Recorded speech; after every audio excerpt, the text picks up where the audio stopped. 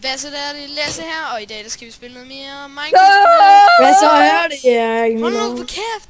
I dag skal vi spille noget mere Minecraft med ham der, Multitomat, slagteren, og så skal vi spille noget mere Minecraft med kloven, som vi aldrig nogensinde har spillet. Fuck, du er mod dig selv, sgu da. Hvorfor? Lasse, du skal altså lære, at du ikke skal tale så grimt om dig selv. Det er du ikke, det er ikke godt.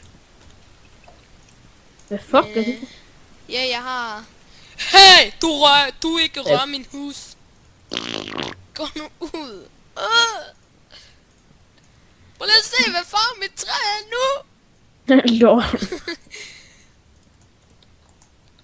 Og ja, vi starter rigtig dårligt ud, som sædvanligt.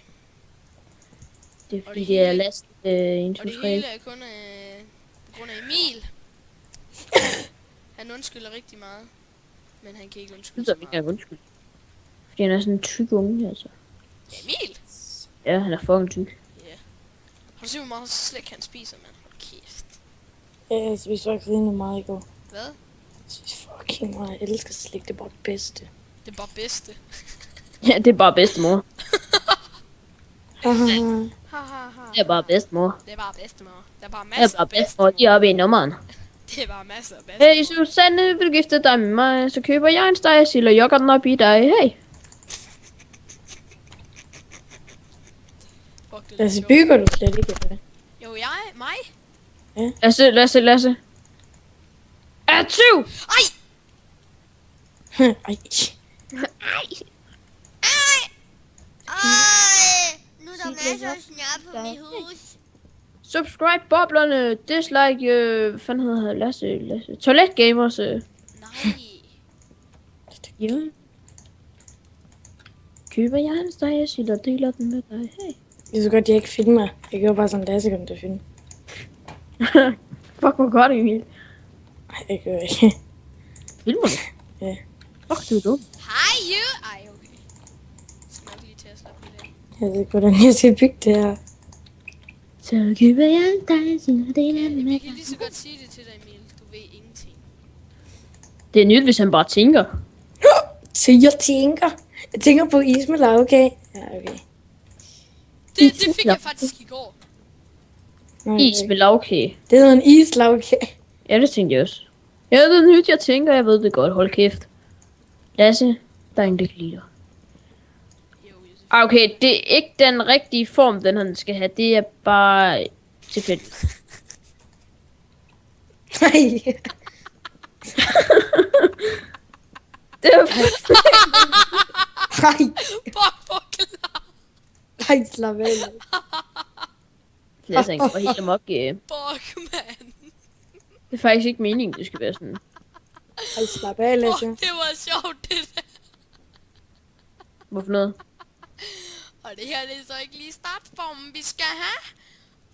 Jeg sagde, og det er ikke den her form, det er meningen, den skal have. Men det var tilfældigt, sagde jeg. Oh my god, Lasse, man. Hallo, Lasse, husk at Ej, gør de bagerste rum, de skal være, hvad hedder det? De skal være runde. Det kan være sådan nogle kupler. Gør det med worldlet. Hvorfor noget? De bagerste de der to runde på dit hus, de skal være runde. Fuck, du er ulækker. Ja, jamen så. så. Og så den. Klamme dyr, mand. Hvad fanden tænker du på? Oh boy. Emil! Nej. Ej, Lasse, jeg mener det. Jamen så lad være. Ja. Jeg har fået en besked. Lasse, Det tjekker man sgu da ikke, imens man filmer det.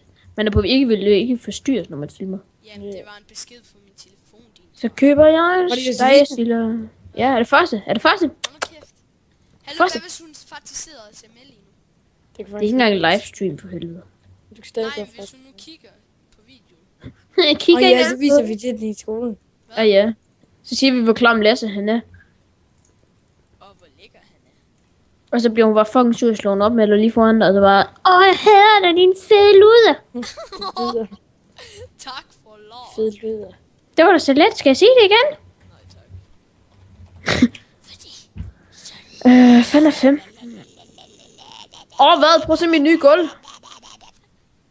Fuck, det er sgu da en Nå, det Er det orange? Oj! Nej, det Nej, var... jeg Nej, troede det lige, skal det sgu var- da være hvidt uld, mand. Og så... 2 sekunder. Fuck, du er ulækker, mand. I en fed unge. Så må det være...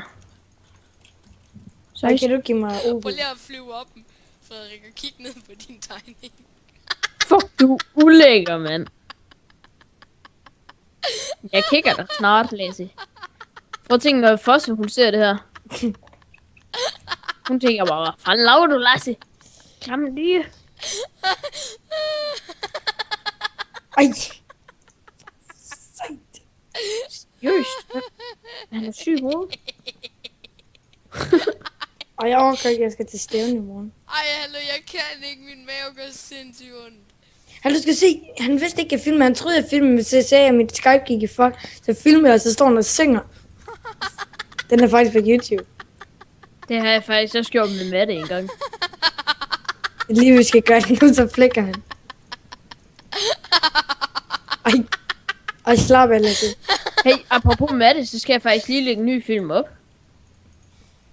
Det har jeg faktisk glemt alt om. Og det er Det jo er film, som Lasse han går mok med at grine i simpelthen der film. Ej, seriøst, jeg ved ikke, hvad der sker lige nu. Det er bare... Frederik! Ej, slap af, Lasse. Det var hver gang, I siger... Pølle! Nej, min kylling! Nej. Den er nu sjov. Den mindede mig lige rigtig meget. Nej, du har fjernet det hvide! Ja, du er fucking ulækker. Det er sgu da dig, der begyndte at lave den form der. Det var sgu da ikke med vilje, din idiot, mand. Hallo, husk at subscribe boblerne, fordi Lasse han er en fucking idiot, altså. Ja, Der er ingen, der kan lide Lasse. shout out med lort til bobler. Det er ikke engang sjovt, så jeg ved. Nej. Det er fucking sjovt, jeg har de der humor. Hvem tror I, jeg har det fra? Ja, det vil jeg gerne vide. Ja, Emil, så er det der, du skal sige mig. Nå, ja. Mig. Hold kæft, mand. Jeg ved fandme ikke, hvad jeg bygger. Jeg tror, jeg bygger sådan en asiatisk kirke. Asiatisk? What the fuck er det? Ja, det er en kirke! For 2 millioner. Hashtag 1. Hashtag! Okay, Emil, jeg er i gang med at uploade en film nu. Det var der. Fanden har du lavet kulgulv inde ved mig der? Din lag Ej, fede idiot, hold nu Lasse. kæft. Fuck, Det er hvor ikke er mig! mod Maddie. Brun. Hvad? Ja. What? Det er fordi Frederik han lige skulle lære sig. Som han altid gør. Det er dig, der blærer dig med, at du har. Ja, men du svarer jo aldrig. Det var faktisk rigtig god. Det var den faktisk. Jeg forstod den ikke. Det er kun seje mennesker, der forstår sådan noget, Lasse. Hvor fanden forstår I den så? Nej, ikke sjovt, Lasse. Hvorfor er det hele tiden, når du siger noget til mig, så siger du hele tiden Lasse bagefter? Lasse! Det er fordi Lasse lyder sjovt. Jeg tænker godt, det men det er mit dumt fucking navn. Og prøv at tænke, hvis Sonne hørte det der. Hey. Fuck, jeg var inde. Fuck, det er grimt, Emil, altså. Nu går du væk. Skal du lige prøve at se min asiatiske kirke her? Seriøst, lad nu være, Frederik. Fuck Undskyld. nu af. Fuck, det skulle Lad nu ulækkert. være. Nu gå. Hvad? Ro nu. Nå, lille Emil, han bliver såret. Så køber jeg en Emil, steg. we know your feels. Lasse, hold din kæft. It's like shit, motherfucker. Åh, jeg glemte at cola. Så skal du bare... Utroligt. Det er bare Lasse, som ikke har cola, fordi han er sådan en fed unge. Jeg har Altså. faktisk 5 kasser dernede, så... Åh ja, så er man sej, var. Tak, jeg også. Ej, Det kan bare ingen mening, det der miljø. stop. Emil, ikke? Og han bliver mobbet rigtig meget i skolen. Det skal det dig, der ikke tør, det der bliver så fint. Hvorfor kan I ikke bare blande jer? Altså, vi kan ikke engang føre en normal samtale, uden I begynder at snakke om hende. Jeg vil det, Er I vilde med hende, eller hvad? Hej. Syg hoved, jeg kan fandme ikke lide for os. Er det hun er blondine? Ja, de er dumme. blondiner er fucking dumme. Og lad os sætte der. Har du kigget, har du kigget, hvad din kæreste er så? Hun skal da ikke blande din. Ja, det tænker jeg også. Hallo, har I hørt, Emil har fået en kæreste? Hold nu kæft, telefon. Ej, du er sgu da fra Josefine, det skal jeg lige tjekke. Vi skal altså også have det videre. Det siger min telefon faktisk med. Skrev hun? Fuck, hun er lækker, mand. Det skal jeg lige have et screenshot af. Hvem var det? Hvem er det? Altså, hvis det ikke er Josefine, så tror jeg, hun bliver pisse sur på dig. Ja. Ser du tænder på andre damer og læser dine fede unge, altså? Jeg bliver rigtig sur på dig snart. Ja, så er man lige i gang med damerne her. Er du i gang med sit også? Ja. Nej, fuck, du er klam. Du sagde damer i flertal. Ja. Eller du sagde dame i flertal. Nu er jeg i gang med damer. Clara. Ej, har du taget med Lisa fra Frederik? ej, stop. Så får du en omgang for ikke det. Altså, det elsker jeg, fordi Joachim han er ved at blive sådan rigtig godt sur på mig. Og så når jeg skal bare nævne et navn, og så kan jeg godt sige det, så løber han skrigende væk. Hvem? Så er det ikke sjovt at være Joachim mere. Nå ja. Men hallo, Frederik, nej Lasse, hvad sagde hun? Det kunne du lige vide. Lasse, vi banker dig i Lasse, skolen. hun skrev- Mig og Frederik, vi hun banker skrev dig, hvis du ikke siger. Hun skrev faktisk. Du er fucking nem at banke. Fuck, Ja, hvad er det det er for helt noget halmtag, det her? Hallo Frederik, sig det. Nej, Lasse, sig det, at det bliver værst for dig selv på mandag. Ja. Jeg synes, Men- Den skal vi også høre. Ja. ej, kan I høre, når hun skriver? Yes. Ja, det er sådan mega højt. Dun, dun. Ej, Frederik, hallo, Lasse, hvad skriver hun? Det ved jeg ikke. Come on. Lasse. Send alle dine beskeder. Hun med har lige Josefine. spist, siger hun. Lol. Skriver du det med din... Altså, nej, for helvede. Har lige spist. Hvad fik du? Mig? Jeg Hvad? fik suppe. Hej, Hvad hvor fik du? lækkert. Spørg, hvad Jeg fik fik hun? suppe. Så kan vi lege sammen. Hallo, prøv lige at spørge, hvad hun fik. Nej, det gider jeg sgu ikke. Jeg siger, hun Det skal du sendte sgu en da, mere. du skal sgu da være interesseret i hende. Ja, Hvad hun med spørger. dig? Jeg har lige spist. Okay, jeg er lige glad. Bare sådan, jeg er fucking ligeglad med dig og dit liv, altså jeg magter det ikke, John. Det var sådan en julefest, og hun. Ja. Ej, hallo. Det er hende der moren, der er fucking sur. Gå væk! Hvad? De har ikke nogen, der spiller mor, tror jeg, det er derfor. Ej, fuck, min oplader ligger bare ud over mod det hele. Ud over Emil, du hovedet. ved godt, at det er den samme mand, der spiller alle rollerne i den. Ja, det er fucking sygt. Han er mega funny. Gå væk! Og de ser faktisk godt ud med det tag der. Ingen Folk, hvor kommentar. fanden tager du den her farve guld? Din fuck her. Hallo, det her, det ser fucking godt ud med Sparks texture pack. Lol, bruger du Svarks? Eller Ja. sex? Eller ikke. Svarts. Svarts fra Julemanden, eller den der Ludvig. Nej, hvad fanden hedder han? Tvillingerne i julen. Slap af, Lasse. Han går. Hvem fanden leger jeg med bone meal? Emil, ikke så vildt.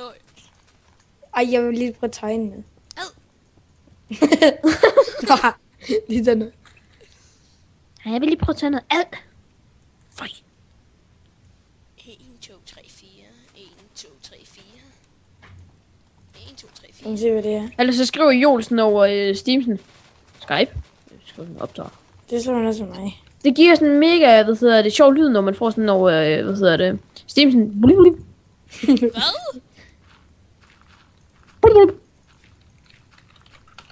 Og ja, IP'en Mand, vil meget... mand. Lasse, hvis IP'en ikke ligger i beskrivelsen, ikke også, så er du død på mandag. Det ved du også godt. Der er ikke så meget at sige til Jamen, det, det kan men... godt være, at videoen først bliver uploadet på mandag. Jamen, så er du bare død tirsdag. Jamen! Så skriver han sådan, med Emil, skriver han sådan... Emil, lad nu være med at lege med de boner der. Hvad fuck snakker du om, mand? Lav noget. Lav et kunstværk. Du laver kunstværk med de bone meal. Hold kæft, man. Du er så ved at komme i puberteten.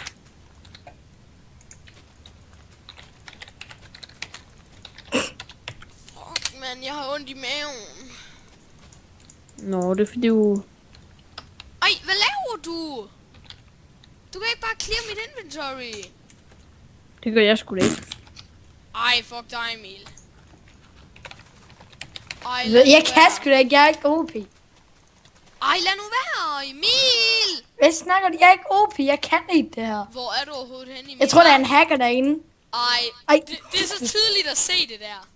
Det er... Halvdelen har taget min bror, jeg styrer ikke noget. Her der kom der lige en. TPAK! Nej, jeg skal sgu da ikke tilbage til mig selv. Nej, Frederik, igen, Frederik. Hurtigt, lige prøv noget. Jeg mener, Frederik, jeg mener, lige hurtigt. Så lige prøv noget relation.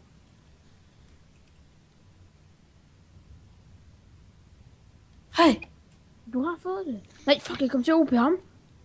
Hej. Kom nu hurtigt. Fuck! Jeg kom til at dige op mig selv. Skal jeg op der? Ja, hvis du Nej, gør OP er også lige mig. Jeg er oppe dig.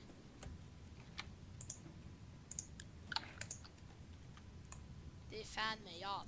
Hallo OP, Malie, jeg skal lige prøve noget. Ej, hallo Emil, lad nu være. Jeg gør ikke noget. Og give OP til dig, det er den dummeste ting. Hallo, lad nu være, Frederik, jeg mener lige hurtigt. Ja, hvem var det, Hvad der skal kom jeg ind? lade være Hvem med? var det, der kom ind og så? Ja, hvad laver du? Jamen, jeg er lige jeg er inde på en server, og jeg er admin på den. Ej, skal vi ikke hacke den? Jamen, det er fordi, hvem er det? Det er en mega kendt YouTuber. Han har 2000. Sådan kæft. Så er han jo ikke kendt. Men hallo, Frederik, jeg mener, det giver mig det lige hurtigt. Nej, du skal ikke mobbe Lasse. Nej, det gør Jeg jeg har ikke. mobbet med Fosse i meget lang tid. Jeg driller ham kun. Du kan ikke mobbe mig, jeg er en lille diller. Lasse, vi siger jo bare sandheden.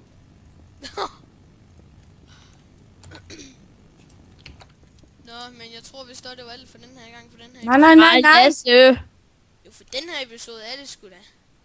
Nej. Jeg vil lave sgu da bare en ny en. Nej. Jo, Nej. jo. Det er mig, der bestemmer det, fordi det er mig, der har det i en kanal. Nej, det er sgu da ej. Uden det er så fint. Nej.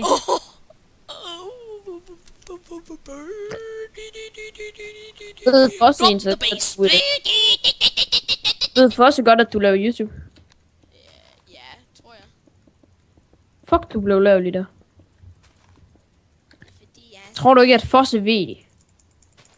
Ellers har du godt nok noget sagt Lad til nu hende. være, Emil.